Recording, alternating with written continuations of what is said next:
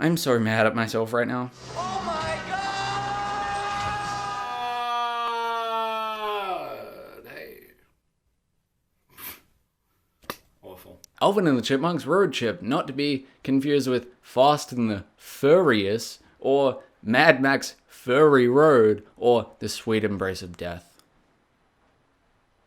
is yet another Alvin and the Chipmunks movie. The whole plot is basically, oh cool, Dave is getting married, but oh no, who would have known the person he's getting married to has a really annoying son named Miles? No movie has ever done this before. Now we have to foil the marriage.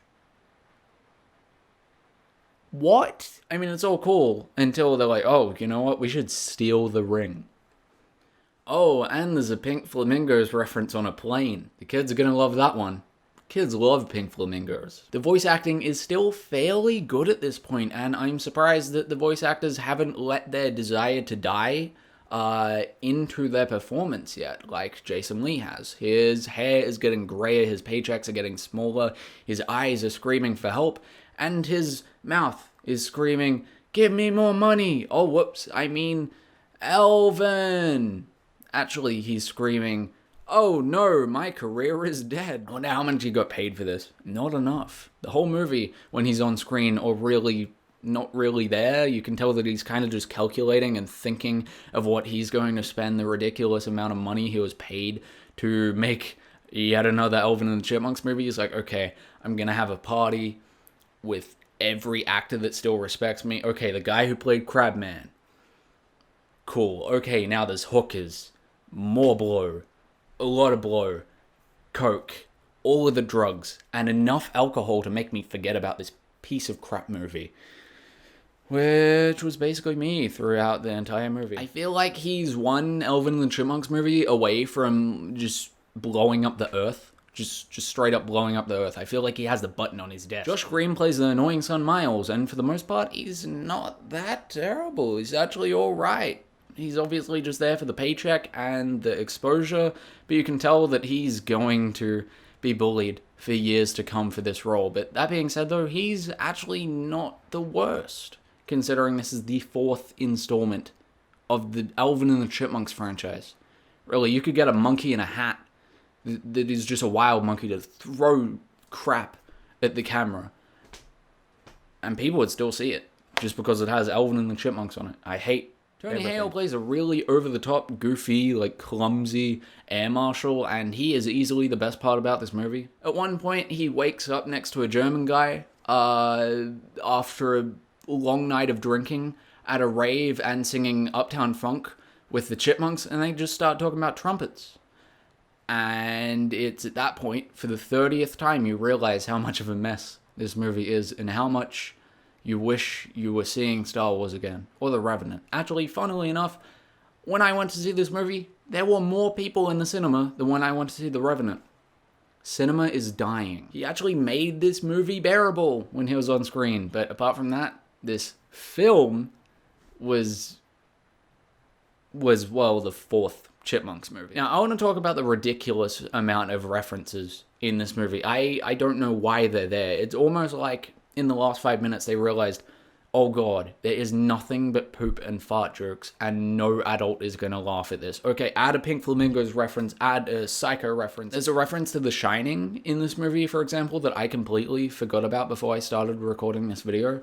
And it's cringeworthy. They're in the elevator, and then Alvin runs up and, like, opens the elevator on them and goes like, here's Alvin! Which is bad enough. But then Simon's like, whoa, he's like the Terminator. I can only assume they're talking about Terminator 2 because there is a scene in there where an elevator is closing, then Liquid Terminator makes his arms into like blades and pulls it apart. But the thing is, the elevator, it didn't have 2 doors, it had 1.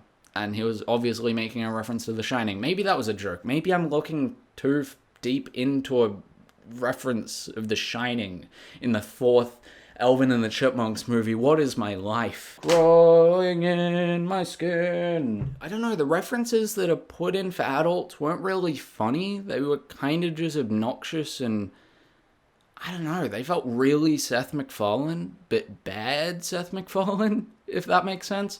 Oh, pop culture reference. It's still not funny. The road chip is so cringeworthy when it comes to it trying to be hip and trendy to the point where you're 5 minutes into the movie and Redfoo, who hasn't been relevant for a couple of years, has already performed a whole song, and Chipette has said, "This is my Jazam," like as an actual thing. She didn't say it as a joke. She actually said Jazam. Someone wrote that and thought, oh, this is what the kids think is hip and trendy. This whole movie feels like it was written by someone that was cryogenically frozen in 1991 and wasn't even cool back then, which is funny considering Vanilla Ice had his own movie and starred in TMNT 2.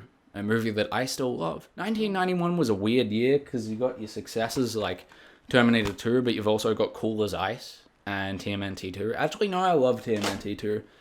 I love that movie. It's so bad. Oh, and there's this really weird kind of out of place, completely forced scene where Miles just starts talking for no reason to the Chipmunks about how his dad left him.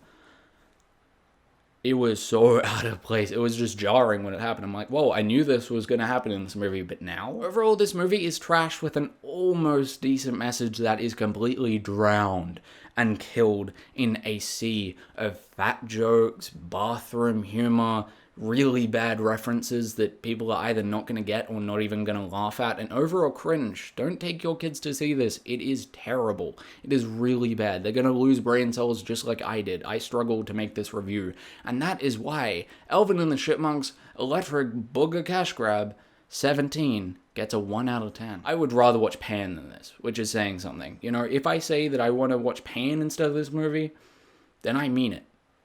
At least it's not Minions. Have you guys walked through glass and then burning ash? Oh, whoops. I mean, have you seen Alvin and the Chipmunks product placement number 7, electric shibba-da-bop-boop-ah-ba-da-ba-doo? If so, are you dead? Because I am. I've been dead inside for a long time, but this movie, it crushed me. What did you think of this absolute masterpiece? 10 out of 10.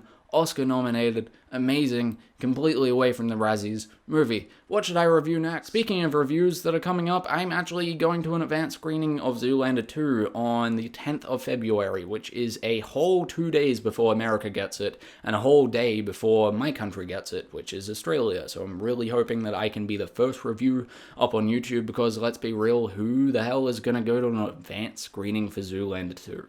Apart from me.